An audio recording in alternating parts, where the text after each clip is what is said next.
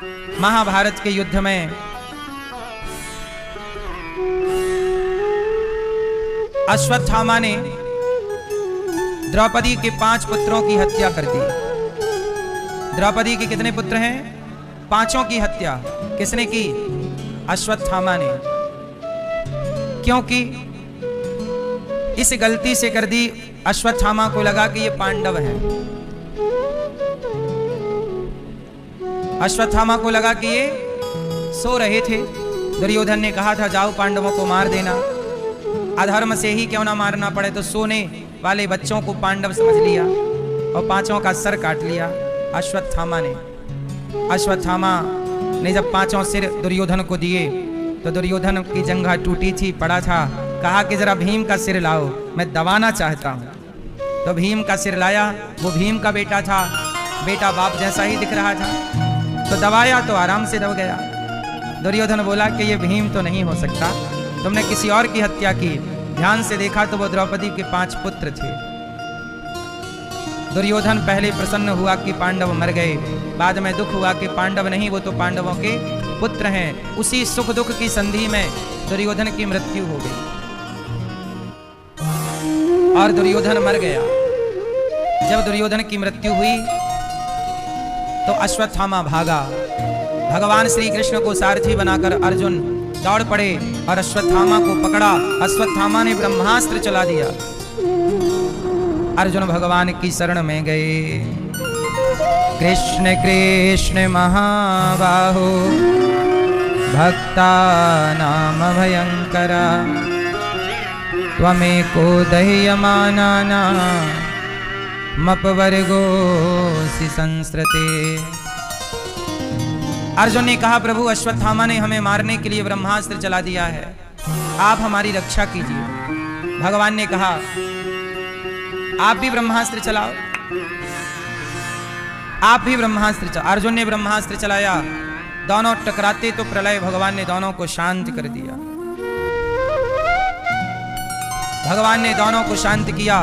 अश्वत्थामा को पकड़कर द्रौपदी के सामने खड़ा किया। द्रौपदी तेरे 5 पुत्रों की हत्या इस अश्वत्थामा ने की, ये रहा, दंड दे दो। द्रौपदी बोली कि ना, क्या इसे मार देने से मेरे मरे हुए पुत्र जीवित हो जाएंगे?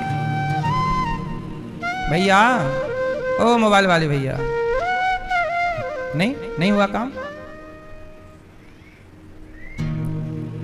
आ ही गए हो भगवान की शरण में, अब सुन लो। द्रौपदी के 5 पुत्रों की हत्या करने वाला अश्वत्थामा जब द्रौपदी के सामने लाया गया और कहा गया कि द्रौपदी तू ही बता कि इसे कौन सा दंड दें, क्योंकि इसने तेरे निरपराध 5 बच्चों की हत्या की है। द्रौपदी ने जो कहा वो सुनिएगा। द्रौपदी ने कहा कि क्या इसे मार देने से मेरे मरे हुए पुत्र जीवित हो जाएंगे? नहीं, जब मेरे मरे हुए पुत्र जीवित नहीं होंगे तो इसे मारने से फायदा क्या? इसलिए इसे मारो मत। ये गुरु पुत्र है और गुरु का पुत्र गुरु के तुल्य है, इसे ना मारो, छोड़ दो। अब अश्वत्थामा को उसके सिर की मणि निकालकर उसे छोड़ दिया गया। पर अश्वत्थामा के अंदर प्रतिशोध था कि इन्होंने मेरा अपमान किया है, इसलिए इन्हें दंड तो देना ही है। तो अश्वत्थामा ने क्या किया? पांडवों के वंश को नष्ट करने के लिए ब्रह्मास्त्र चला दिया। पांडवों का वंश कौन है? अभिमन्यु, जो कि महाभारत में मारे जा चुके हैं। पर अभिमन्यु की पत्नी उत्तरा वो गर्भवती है। अभिमन्यु की पत्नी क्या है? उनके पेट में जो बच्चा था उस गर्भ के बच्चे को मारने अश्वत्थामा ने ब्रह्मास्त्र दौड़ा गया। और जैसे ही ब्रह्मास्त्र गया, अभिमन्यु की पत्नी उत्तरा दौड़कर भगवान कृष्ण की शरण में चली गई। हे कृष्ण, हे प्रभु, अभी मेरे पुत्र ने जन्म नहीं लिया और अश्वत्थामा ने मेरे पुत्र को मारने के लिए देखो ब्रह्मास्त्र चला दिया। हे प्रभु, जैसे आपने मेरी सास की रक्षा की द्रौपदी, जैसे आपने द्रौपदी की रक्षा की, ऐसे आप मेरी रक्षा कीजिए। हे प्रभु, अभी मेरे पुत्र ने जन्म नहीं लिया और यदि ये मर जाएगा तो लोग क्या कहेंगे कि जिन पांडवों के रक्षक कृष्ण थे उन पांडवों के वंश में कोई पानी देने वाला नहीं बचा। आप पर उंगलियां खड़ी करेंगे लोग। इसलिए हे प्रभु, आप इस गर्भ की रक्षा इसलिए बचा करिए क्योंकि इससे आपके यश की रक्षा होगी, वरना आपका यश मिट्टी में मिल जाएगा। हे प्रभु, आप रक्षा कीजिए। भगवान ने कहा, उत्तरा तुम चिंता ना करो, तुम्हारे गर्भ की रक्षा हम करेंगे। भगवान ने छोटा सा रूप बनाकर उत्तरा के गर्भ में गए और ब्रह्मास्त्र को सुदर्शनास्त्र से काट दिया। उसी बालक का नाम, जिस गर्भ की रक्षा भगवान ने की, उसी का नाम बाद में पड़ा परीक्षित, जिनको सुखदेव जी ने भागवत सुनाई। तो उत्तरा के गर्भ की भगवान ने रक्षा की और रक्षा करके अब भगवान द्वारिका जाने लगे। ये उन दिनों की बात है जब पांडव महाभारत जीत गए, धर्मराज युधिष्ठिर राजा बन गए। अब कृष्ण सबको सौंप करके कि भाई आप राजा बन गए, अब आराम से रहो, अब मैं चला। तो श्री कृष्ण जाने लगे द्वारिका, और जब द्वारिका गए, जाने लगे, तो रथ के आगे हाथ जोड़कर माता कुंती खड़ी हो गई। कुंती बुआ कृष्णाय वासुदेवाय देवकी नंदनाय च नंद गोप कुमाराय गोविंदाय नमो नमः। आज कुंती बुआ ने हाथ जोड़कर कहा, श्याम सुंदर। जैसी रथ के आगे खड़ी हुई तो भगवान रथ से उतरे और कुंती बुआ के पास आए। बुआ क्या हुआ, ये हाथ काहे को जोड़ी हो बुआ?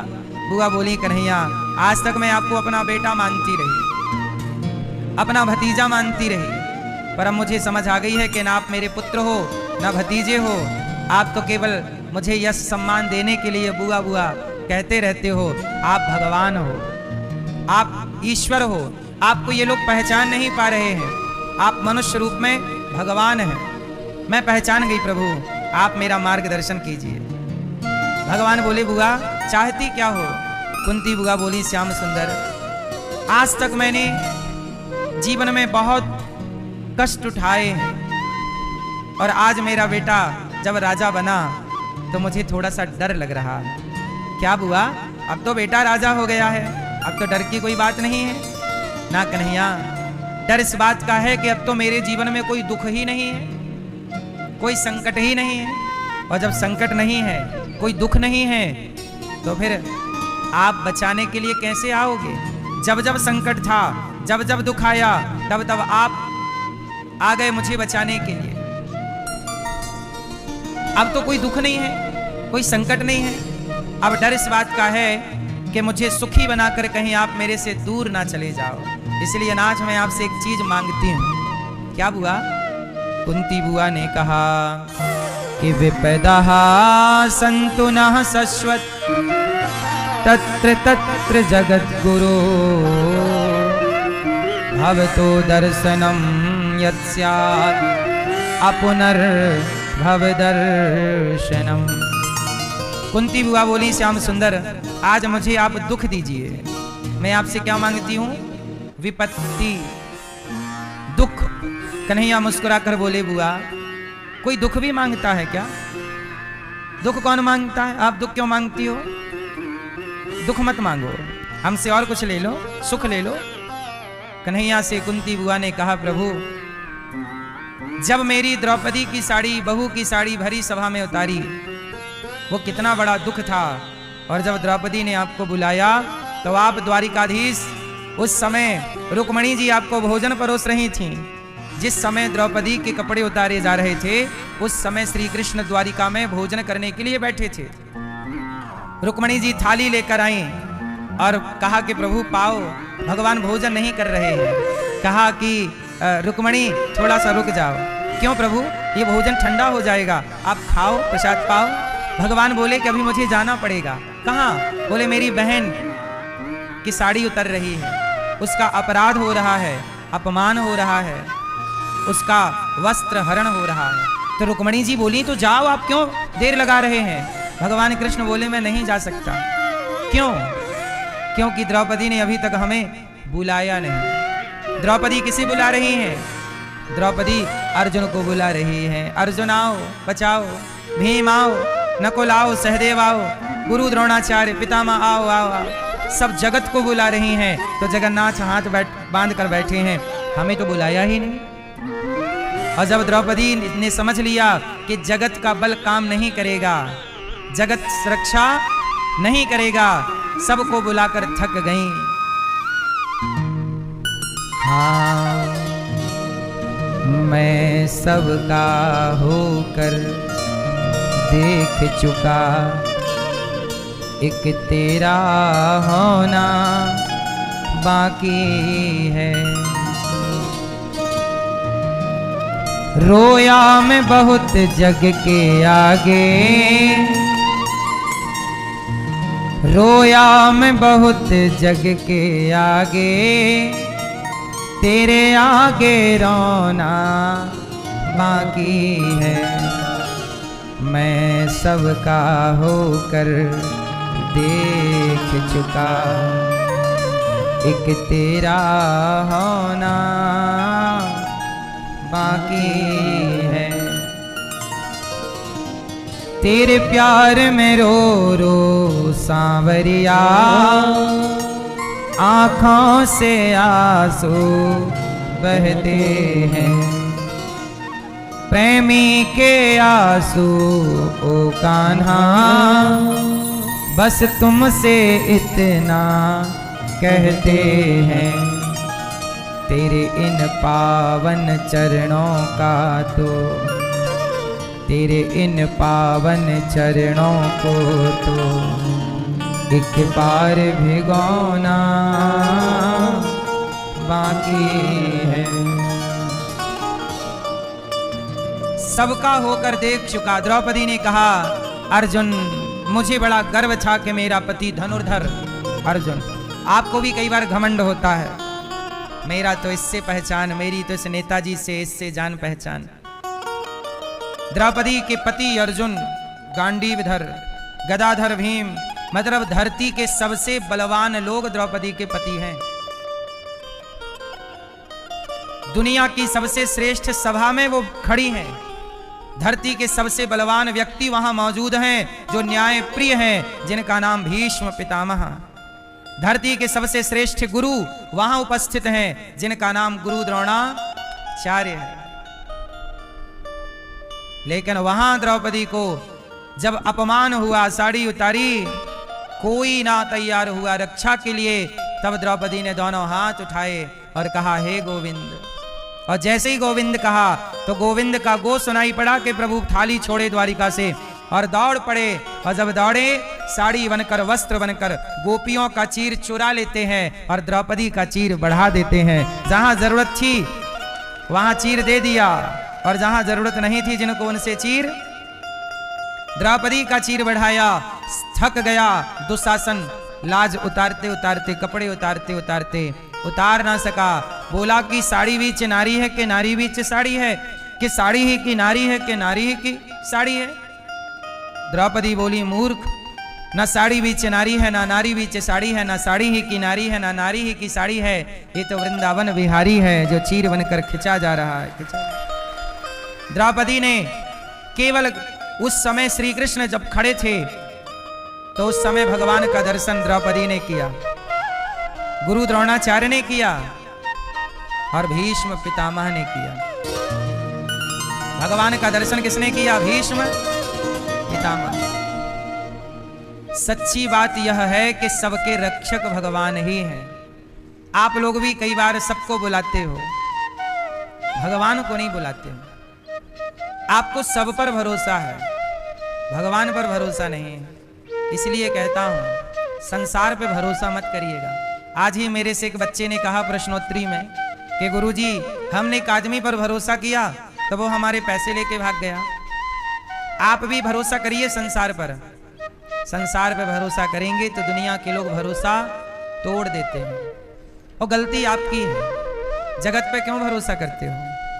सच्चा व्यक्ति वो जो जगत पे भरोसा नहीं, जगन्नाथ पे भरोसा करे, भगवान पे भरोसा करे। इसलिए भगवान पर भरोसा करना सीखिए। आप बताइए, संसार भरोसे के लायक है? बोलो। जिस पे भरोसा करते हो वही धोखा दे देता है। ये बात सही है कि गलत है ना? इसलिए संसार भरोसे के योग्य नहीं है। मीराबाई ने किस पे भरोसा किया?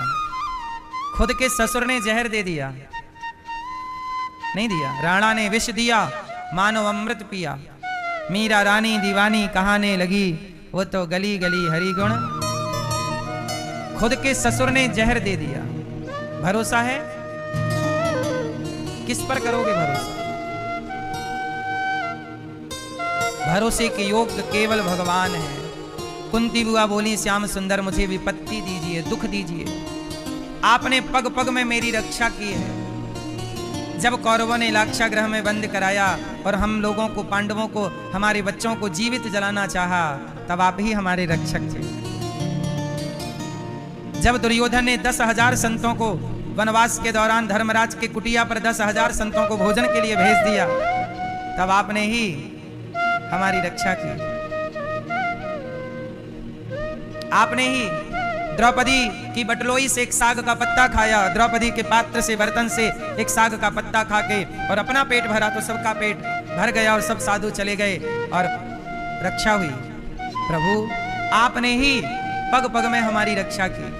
महाभारत के युद्ध में पांडवों को मारने की प्रतिज्ञा कर ली पितामह भीष्म ने, तब आपने ही मेरे पुत्रों की रक्षा की। द्रौपदी को जब पता लगा कि पांडवों को मारने की प्रतिज्ञा भीष्म पितामह ने कर ली है, तो द्रौपदी आई भगवान कृष्ण के पास। उस समय रात्रि के भगवान बांसुरी बजा रहे थे, और जब बांसुरी बजा रहे थे श्याम सुंदर, द्रौपदी आई, कन्हैया के चरणों में गिर पड़ी। कन्हैया, आपको बांसुरी बजाने की पड़ी है और यहां मेरे पतियों की हत्या का षड्यंत्र रच रहे हैं पितामह, आप रक्षा नहीं करोगे? कन्हैया बोले कि क्या हुआ? बोले पितामह ने प्रतिज्ञा की है कि कल का युद्ध पांडवों का अंतिम युद्ध होगा, मुझे डर लग रहा है। अर्जुन बोले चलो अर्जुन से, भगवान कृष्ण बोले चलो अर्जुन से बात करते हैं। अर्जुन के पास गए तो अर्जुन सो रहे थे अपने कक्ष में। अर्जुन ने कहा, भगवान कृष्ण ने कहा, अर्जुन जागो, उठो उठो। क्या हुआ कन्हैया इतनी रात को? भगवान बोले कि कल के युद्ध में पितामह ने प्रतिज्ञा ले ली है तुम्हें मारने की, कल की कोई योजना बनाओ, क्या सो रहे हो? अर्जुन बोले प्रभु कल की योजना मैं नहीं बनाऊंगा, नींद आ रही है, आप भी सो जाओ, चलो अपन दोनों सो जाते हैं।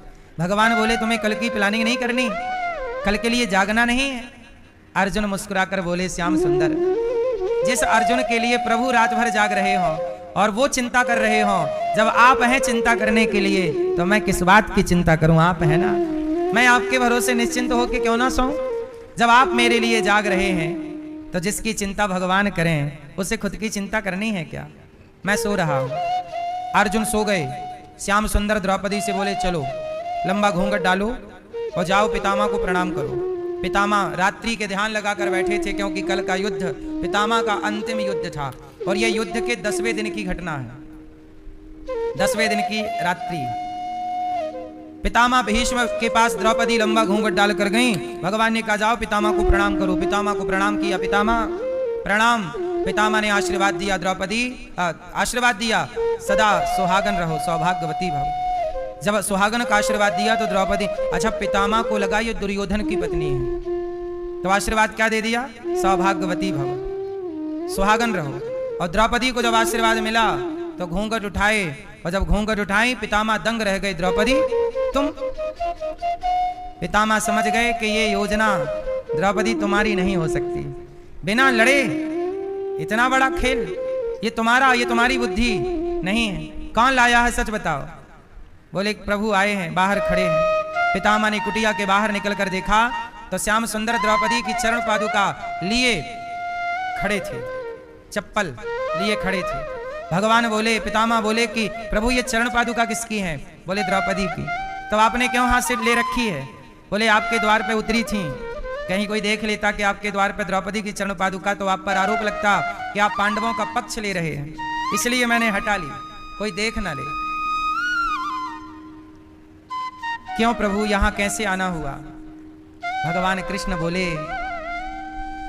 अब आपसे बात द्रौपदी करेगी। द्रौपदी बोली पितामह कल के युद्ध में आपने मेरे पतियों को मारने की प्रतिज्ञा की है और आज आपने मुझे सौभाग्यवती होने का वरदान दिया है। जब आप मेरे पतियों को मार ही डालोगे तो मैं सौभाग्यवती रहूंगी कैसे? मेरे सुहाग को तो आप ही उजाड़ोगे। एक तरफ तो आप कह रहे हो कि सुहागन रहो, और दूसरी तरफ आप मेरे पतियों को मारने की प्रतिज्ञा। हे पितामह, आपका दो वचन हो गए आपके। एक वचन ये है कि सुहागन रहो, और एक वचन ये है कि पांडवों को मैं मार डालूंगा। अब ये बताओ कि कल के युद्ध में आप कौन सा वचन पूरा करोगे? मैं सुहागन रहूंगी ये वचन, या मैं मेरे पतियों को मारोगे ये वचन? तब भीष्म पितामह भगवान की ओर देखकर रो पड़े, आंखों में आंसू आ गए, और पितामह ने भगवान के चरण पकड़ के कहा, द्रौपदी, जिसके रक्षक ये हैं, जिसके रक्षक साक्षात भगवान श्रीमन नारायण कृष्ण हो, भला उनको ये पितामह क्या मारेगा? तेरे पतियों की रक्षा तो श्री कृष्ण कर रहे हैं, और जिनके रक्षक भगवान हो उन्हें मैं क्या मारूंगा? बेटी, कल का युद्ध मेरा ही अंतिम युद्ध होगा। और 10वें दिन के युद्ध में पितामह भीष्म ने जो अर्जुन पर बाणों की बरसात की, भगवान ने रथ का पहिया उठाया। पितामह, यदि अर्जुन को एक भी बाण लगा, देखो जरा, भगवान इतने बड़े हैं पर अपने भक्त से प्यार कितना है अर्जुन से। एक बाण भी छुआ, रथ का पहिया लेकर दौड़े, और जब दौड़े तो पितामह ने अपना धनुष बाण छोड़ दिया, क्योंकि भगवान श्री कृष्ण ने प्रतिज्ञा ली थी कि मैं महाभारत में कोई अस्त्र शस्त्र नहीं उठाऊंगा। और पितामह ने प्रतिज्ञा ली कि प्रभु, मैं आपको अस्त्र शस्त्र उठवा कर रहूंगा। तो वही पितामह के वचन को रखने के लिए भगवान ने अपनी प्रतिज्ञा तोड़ दी और रथ का पहिया लेकर के दौड़ पड़े।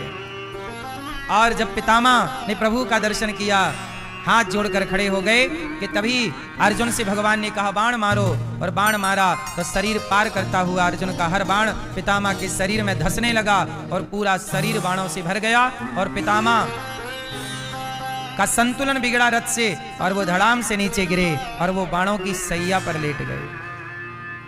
ये युद्ध के 10वें दिन का हाल है।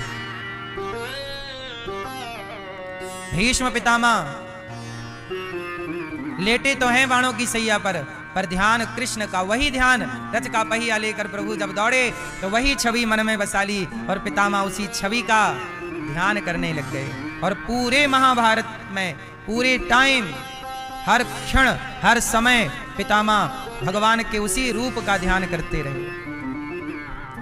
ये कथाएं ये बताती हैं कि भरोसे जगत के नहीं रहना चाहिए। किसका भरोसा हो?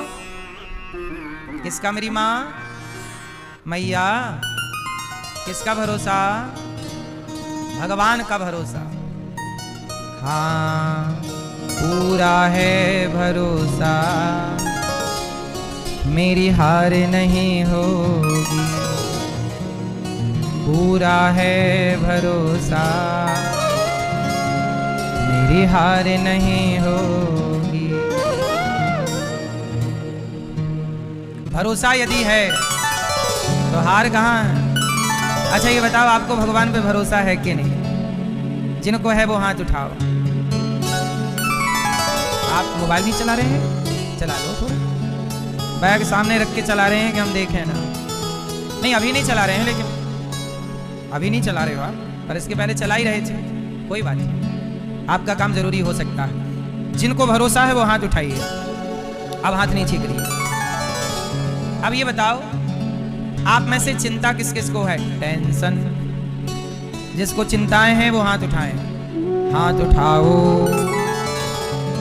काहे की टेंशन है आपको? हैं? काहे की चिंता है, टेंशन? इसकी? बच्चा समझदार है, उसकी चिंता आपको करनी है।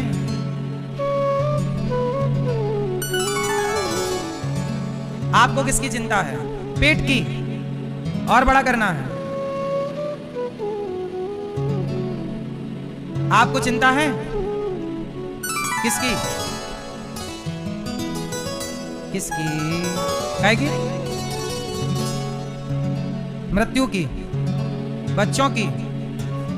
बच्चों की चिंता आप क्यों कर रहे हैं? बच्चों की चिंता बच्चे किसने दिए? बच्चे के एक बाल भी आपने लगाया हो तो बताओ। एक बाल, एक रोमा भी आपने बच्चों का आपने सेट किया हो तो बताइए। आंखें आपने सेट की, कान लगाया होगा आपने, हाथ आपने लगाया होगा, उंगली, एक बाल। जब आपने एक बाल भी नहीं लगाया बच्चों को, और फिर भी बच्चे हाथ पांव लेकर, आंख कान लेकर आ गए, तो उनकी चिंता आप करोगे कि जिसने बनाया है वही उसकी चिंता करेगा? सच बताओ, आपके बच्चों की चिंता किसे है? आपके बच्चों को आंख किसने दी? पांव किसने दिया? क्यों भैया? जिसने ये सब कुछ दिया, क्या उसे आगे की चिंता ना होगी? उसी को चिंता है। जब आपका बच्चा पैदा हुआ तब उसके मुंह पे दांत नहीं थे, और जन्म लेने के कुछ समय बाद दांत आने स्टार्ट हो गए। तो आने के बाद भी दांत देना है, ये बात प्रभु को पता थी। कब देना है स्टार्ट हो गए कि नहीं? छोटे छोटे दांत। चिंता किसको है? आपने दांत नहीं दिए बच्चे को। फिर जब बच्चा पैदा हुआ तो रोटी खा नहीं सकता, पानी पी नहीं सकता, तो मां के आंचल में मीठा मीठा दूध किसने भरा? बोलो। मां के शरीर में आंचल में एक कट मारिए, खून गिरेगा। हर तरफ खून ही खून है, रक्त ही रक्त, पर उस रक्त के बीच से एक अमृत जैसा दूध टपकता है उस बच्चे के लिए। और यह व्यवस्था किसकी है? क्या उसे चिंता नहीं है? आप कौन होते हैं चिंता करने वाले? आप भरोसा करिए ना। आप लोगों ने क्या बोला? भगवान पे किस किस को भरोसा है, और फिर आपने किस किस को चिंता है? अब आप लोग कह रहे हैं कि हमें भरोसा भी है और चिंता भी है। भैया, जब भरोसा होगा तो चिंता कैसी? और यदि चिंता है तो फिर भरोसा नहीं है। एक हो सकता है, या तो चिंता सही है या तो भरोसा सही है, दोनों नहीं। अब आप बताओ, एक बात आपकी झूठ है, या तो भरोसा झूठा है या तो चिंता झूठी है। अब आप क्लियर करिए कि क्या झूठा है, जल्दी से बताओ। क्या झूठ बोला आपने? चिंता झूठी है आपकी? क्या आपने क्या झूठ बोला हमसे? आपने क्या झूठ बोला है? भरोसा झूठा है आपका। इनकी चिंता सच्ची है, भरोसा झूठा है। इसलिए कहते हैं अर्जुन को कृष्ण पर क्या था? भरोसा था कि जब मेरे साथ प्रभु हैं तो पितामह मुझे मार नहीं सकते। जिस दिन आपको यह भरोसा हो जाएगा कि प्रभु मेरे साथ हैं, कोई क्या बिगाड़ेगा। जब मौत आएगी तो मैं खड़ा खड़ा गिर जाऊंगा, और मौत नहीं आएगी तो अहमदाबाद में प्लेन हादसा हुआ था, सारे लोग मारे गए, पर जिसकी मौत नहीं आई तो उनमें से एक बच गया था, एक बाल भी नहीं जला उसका। जब नहीं आएगी तो आकाश से गिर के भी बच जाएगा, और आएगी तो खड़ा खड़ा गिर जाएगा। इसलिए कहता हूं चिंता नहीं, बिंदास जिंदगी जियो। काय की चिंता? जब आएगा सब आएगा। जो होना है उसे आप रोक नहीं सकते। चिंता करने से होनी टल थोड़ी जाती है। होनी तो होके रहे और अनहोनी ना होए, पर जाको राखें राम जी मार सके ना। हाँ, इसलिए क्या करेंगे आप लोग? पूरा है भरोसा मेरी हार नहीं होगी,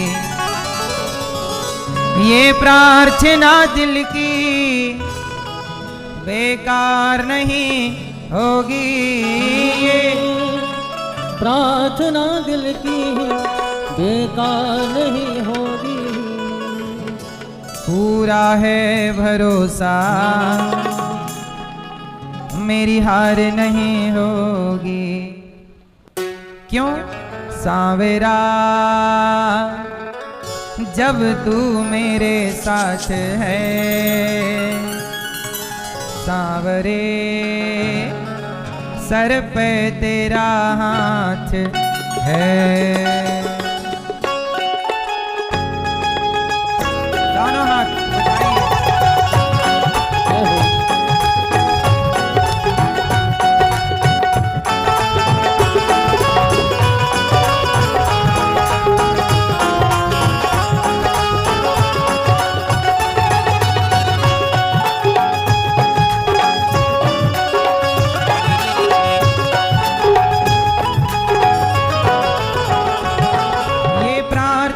दिल की बेकार नहीं होगी, ये प्रार्थना दिल की बेकार नहीं होगी। पूरा है भरोसा मेरी हार नहीं होगी, पूरा है भरोसा मेरी हार नहीं होगी। सांवरे जब तू मेरे साथ है, सांवरे सर पे तेरा हाथ है।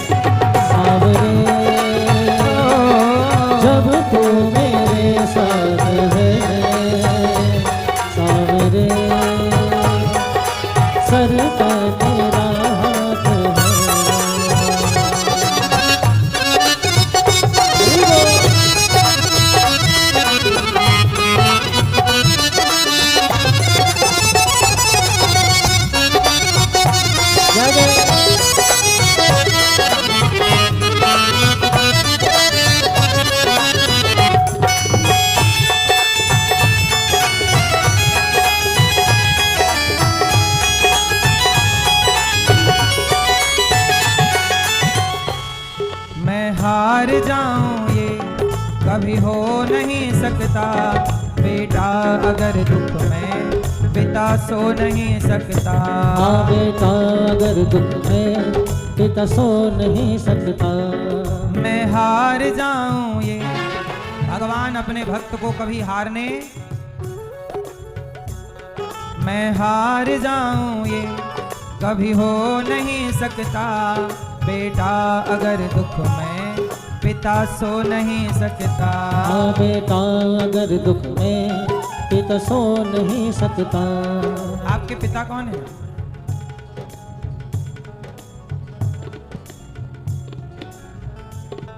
आपके पिता कौन?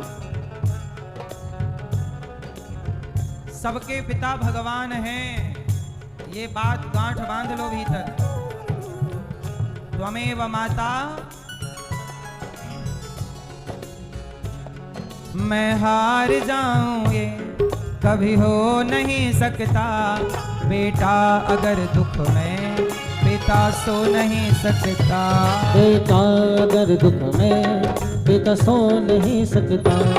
बेटे की हार तुम्हें स्वीकार नहीं होगी, बेटे की हार तुम्हें स्वीकार नहीं होगी। बेटे की हार तुम्हें स्वीकार नहीं होगी, बेटे की हार तुम्हें स्वीकार नहीं होगी। पूरा है भरोसा मेरी हार नहीं होगी, पूरा है भरोसा मेरी हार नहीं होगी। सांवरे जब तू मेरे साथ है, सांवरे सर पे तेरा हाथ है। जब तू मेरे साथ है, सांवरे सर पे तेरा हाथ है।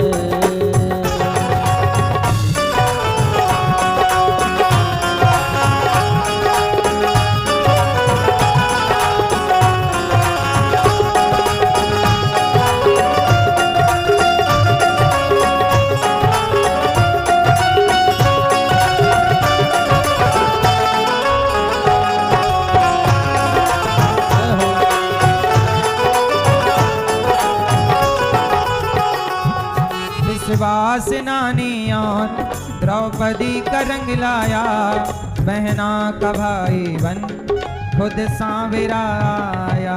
बहना का भाई बन खुद सांवरा आया।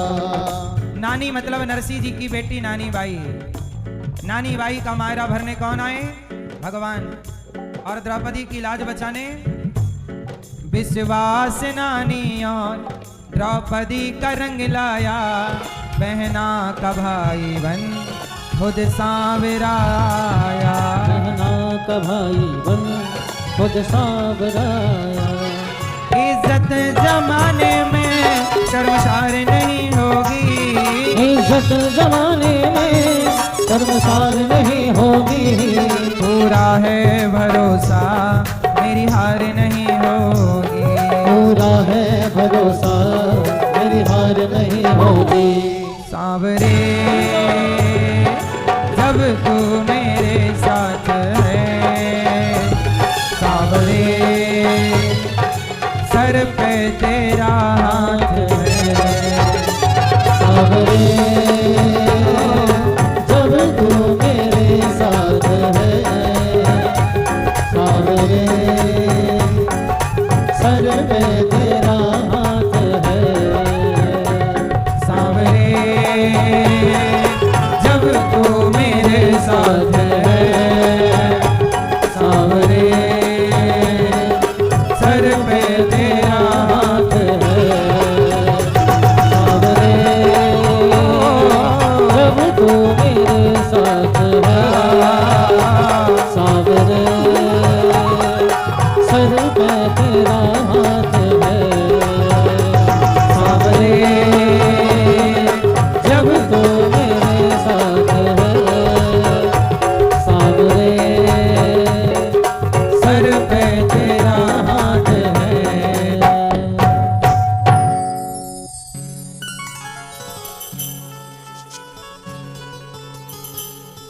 मैं हार जाऊं ये कभी हो नहीं सकता। बेटा अगर दुख में पिता सो नहीं सकता। इसलिए कहता हूं भगवान को अपना पिता बना लो, राधा रानी को अपनी मां बना लो। भगवान ही हमारे रक्षक हैं। तुम रक्षक काहू को डरना। भगवान से एक संबंध जोड़ लीजिए। नाता एक राम जी से दूजा नाता तोड़ दे। आशा एक राम जी की दूजी आशा छोड़ दे। मैया तो क्या बढ़ाओगे चिंता भरोसा? क्या होगा? द्रौपदी को क्या था? अर्जुन को क्या था? मीरा को क्या था? आपको क्या नहीं है?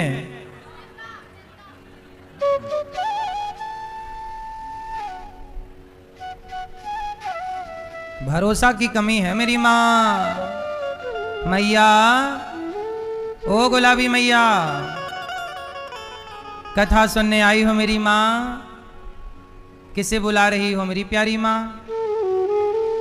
सुन लो, पीली मैया जा रही हो? जाओ, टाटा।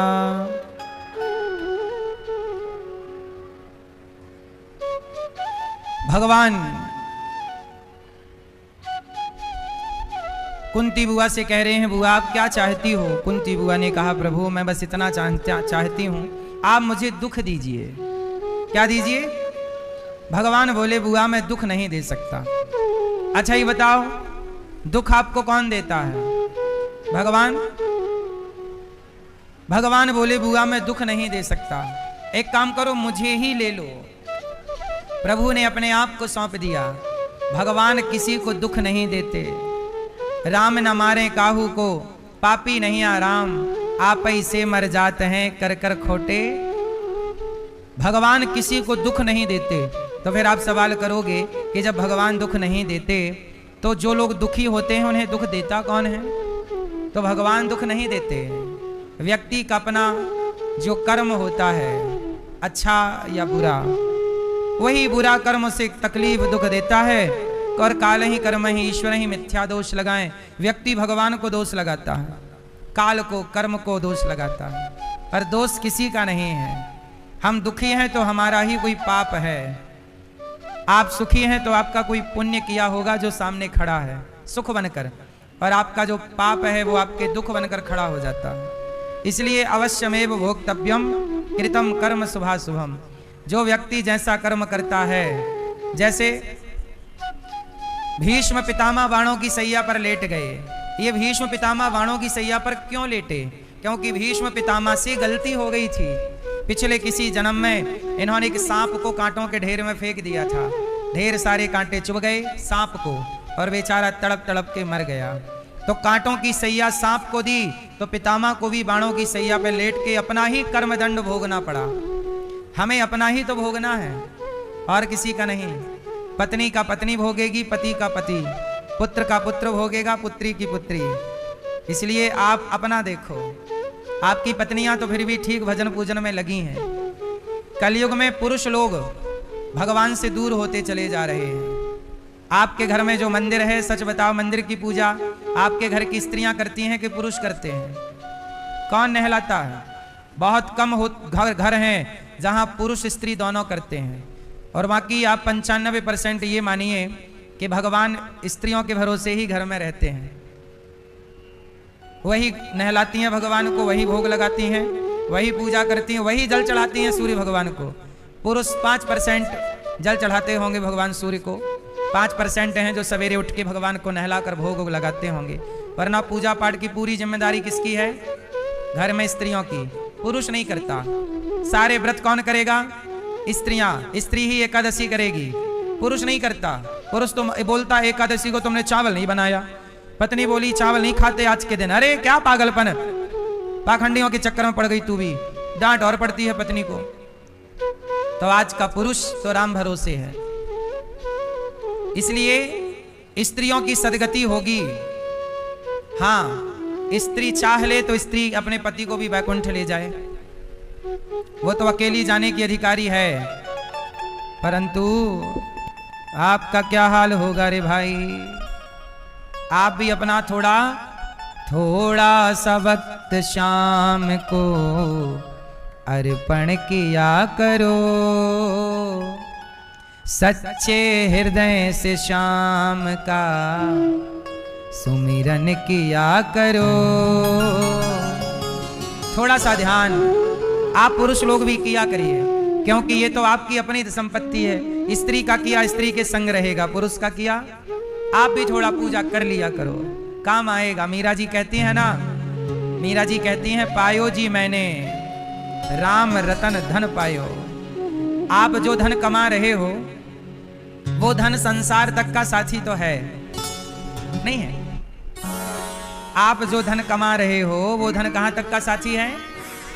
यहां आपको पैसे से गाड़ी बंगला इज्जत सब कुछ मिल जाएगी, लेकिन ये दौलत लेकर आप वहां नहीं जा सकते ना। जब मरोगे तो पैसे छोड़कर ना जाओगे कि लेकर जाओगे? वहां के लिए क्या खर्चा करोगे आगे का? वहां पुण्य काम आएगा। एक डॉक्टर ने बताया, एक मरीज हॉस्पिटल गया, एक बूढ़ा व्यक्ति हॉस्पिटल गया और वेंटिलेटर पर था, वो रो रहा था। मरीज वो कोई भी हो सकता है, आप हो सकते हैं, हम हो सकते हैं। एक बूढ़ा आदमी वेंटिलेटर पर पड़ा हॉस्पिटल में रो रहा था कि तभी एक डॉक्टर की नजर पड़ी और डॉक्टर ने बूढ़े से पूछा, दादाजी क्यों रो रहे हो? दादाजी ने कहा, डॉक्टर साहब इसलिए रो रहा हूं कि अब मैं आखिरी यात्रा पर हूं। अच्छा, डॉक्टर साहब ने कहा आप मरने वाले हो इसलिए रो रहे हो? अच्छा, वो बिल्कुल आखिरी चल रहा था, वो बूढ़े आदमी का, वेंटिलेटर पर थे, आखिरी टाइम था। डॉक्टर साहब बोले, अच्छा मर रहे हो इसलिए रो रहे हो? बूढ़ा मरते हुए बोला, नहीं नहीं नहीं, मैं मर रहा हूं इसलिए नहीं रो रहा हूं। तो फिर क्यों रो रहे हो? तो मरते हुए व्यक्ति ने डॉक्टर साहब से कहा कि मैं इसलिए रो रहा हूं कि जो मुझे करना था वो मैंने नहीं किया, और जो मुझे नहीं करना था वो मैंने किया, इसलिए वो सब कुछ अब मुझे दिख रहा है, वो देख देख कर मैं रो रहा हूं और मुझे रोते रोते जाना पड़ रहा है। डॉक्टर साहब ने बड़ी जिज्ञासा से पूछा कि भाई ये बताओ, क्या नहीं करना था जो आपने किया और क्या करना था जो आपने नहीं किया? क्या था ऐसा? तब मरते हुए उस बूढ़े व्यक्ति ने बोला कि मैं चाहता तो ना जाने कितने लोगों को रोटी देकर मैं कितनों की भूख मिटा सकता था। मैं बहुत पैसे वाला हूं, मैं बहुत बड़ा आदमी हूं, मैं चाहता तो कितने लोगों को पढ़ा सकता था, बच्चों को कितने भूखों की भूख मिटा सकता था, कितने लोगों की मैं सेवा कर सकता था, मदद कर सकता था, पर मैंने किसी की कोई मदद नहीं की, मैंने किसी की कोई हेल्प नहीं की। करना था, मदद करनी थी, सेवा मैंने नहीं की, और जो नहीं करना था वो मैंने किया।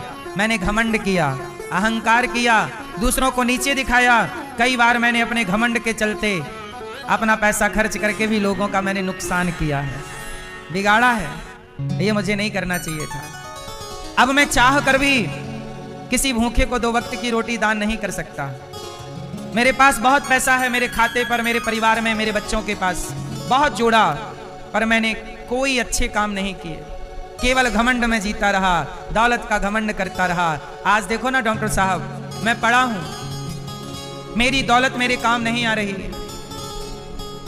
लता जी जब गईं तो लता जी ने जाते जाते इंटरव्यू दिया। लता जो बहुत अच्छा गाती थी, लता जी जब गईं उन्होंने कहा कि मेरे पास सैकड़ों जोड़ी कपड़े पड़े हैं, पर आज मैं हॉस्पिटल में वो हॉस्पिटल का कपड़ा पहन करके एक बिस्तर पर पड़ी हूं। मेरे पास 10 नौकर चाकर थे, एक आवाज पर 4 लोग खड़े होते थे, पर आज हॉस्पिटल के से कमरे की 4 दीवारी में मैं पड़ी हूं। आवाज लगाने पर भी समय पर कोई आने को तैयार नहीं है। मैंने सारी जिंदगी पैसा कमाया, पर आज वो पैसा, मेरे सारी जीवन भर का पैसा आप खर्च करके कहो कि मुझे 1 दिन का जीवन लौटा दो, तो क्या आपको 1 करोड़ देकर भी क्या आपको 1 दिन की मोहलत दी जाएगी? आप पैसे से समय नहीं खरीद सकते, बल्कि समय को बर्बाद कर सकते हैं पैसे के लिए। परंतु अच्छा एक बात मुझे बताओ कि आप लोग 1 किलो सोना कितने साल में खरीद सकते हो? आप सब लोग बताइएगा। आपको 1 किलो सोना खरीदना हो तो आप कितने साल में, आपकी क्षमता क्या है, कितने साल में आप 1 किलो सोना आप खरीद सकते हो? कितने महीने में, कितने दिन में, कितने साल में? आप बताइए। 1 साल में आप 1 किलो सोना खरीद सकते हैं? आप बताइए। 5 साल में आप 1 किलो सोना खरीद सकते? दादाजी आप 1 किलो सोना कितने साल में खरीद सकते हो? 10 साल में?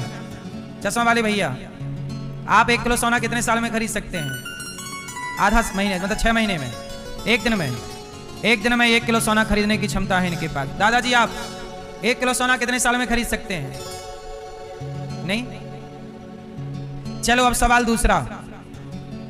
अब सुनो, सवाल ये नहीं था, मुख्य सवाल अब पैदा होगा। सवाल मुख्य ये है कि 1 किलो सोना आप 1 साल में खरीद सकते हैं। तो मुझे बताइए कि 1 साल खर्च करने से 1 किलो सोना आपने खरीदा। आप बताइए कि 5 किलो सोने से क्या 1 महीना खरीद सकते हो? क्या 10 किलो सोने से आप 1 दिन खरीद सकते हैं? उत्तर दीजिए। क्या 100 किलो सोने से आप 1 मिनट खरीद सकते हैं? क्या 1000 किलो सोने से 1 सेकंड खरीद सकते हैं? समय को बिगाड़ कर सोना खरीदा जा सकता है, पर सोने को रख कर समय नहीं खरीदा जा सकता। तो एक बात बताओ, यदि तराजू के एक पलड़े पर मैं समय को रखूं और दूसरे पलड़े पर सोने को रखूं तो किसका पलड़ा भारी है? सोने से भी कीमती कोई है तो वक्त कीमती है, समय कीमती है। इसलिए समय रहते अपना कल्याण कर लीजिएगा। वो बूढ़े आदमी जब हॉस्पिटल में मरने लग गए, बोले कि अब मैं जा रहा हूं डॉक्टर साहब, लेकिन मैं रोते रोते जा रहा हूं, क्योंकि मैं पुण्य कर सकता था, भला कर सकता था, पर मैंने नहीं किया। सारी जिंदगी जोड़ता रहा, जोड़ता रहा, जोड़ता रहा, मर गया। अब आप लोग बताइए कि आपको हंसते हंसते जाना है या रोते रोते? आपकी बात। तो हंसते हंसते जाने के लिए आखिरी में अफसोस ना हो किसी बात का। अच्छे काम करिएगा। पैसे कमाना बुरा नहीं है, पैसे सबको कमाना चाहिए। ये दास अनिरुद्ध भी पैसे कमाता है, और मैं पैसे कमाकर क्या करता हूँ? बेसहारा वृद्ध माओं की सेवा करता हूँ। कल ही मेरी माँ एक बीमार अति पड़ गई, अति वृद्ध थी, और वो बीमार पड़ गई। मैं तुरंत हॉस्पिटल उन्हें भेजा। आज वेंटिलेटर पर है। मैं आज गया था माँ का दर्शन करने, वेंटिलेटर पर है। डॉक्टर ने बोला कि थोड़ा सा पैरालिसिस आ गया है बुढ़ापे में। ये देखो, ये हमारी माँ है, टीवी पर आप देख सकते हैं। ये हमारी माँ है, वो माँ जिनके अपने बच्चे, जिनके अपने लोग आने को तैयार नहीं हैं, बुढ़ापे में भी देखने को तैयार नहीं है। ऐसी माँओं की सेवा ये दास अनिरुद्ध करता है। चाहे 1000 रुपए लगे या लाख रुपए लगे, 5 लाख भी लगे, तो ये दास माँओं की सेवा में लगाता है। आपसे बस मेरी यही प्रार्थना, जब मैं मरूंगा तो मरते समय में रोऊंगा नहीं, हंसते हंसते मरूंगा। कोई मैंने गलत काम तो किए नहीं कि रो के मरूं। इसलिए आप भी जीते जी किसी की सेवा। 321 बेसहारा माँ यहाँ रहती हैं और ये दास सेवा करता है। सवेरे से हजारों संत आ जाते हैं। ये दास अनिरुद्ध का नियम है, जब तक गौरी गोपाल में हजारों लोग भोजन नहीं कर लेते तब तक ये दास भोजन नहीं करता। पर डे हजारों को भोजन करा के भोजन करता हूं। हजारों संत यहाँ आते हैं, फुटपाथ पर सोने वाले संतों का भोजन, सबको भोजन पर डे 12 महीने नित्य। जब आप लोग कई बार सोकर उठते नहीं हैं तब यहाँ भोजन बंटना स्टार्ट हो जाता है।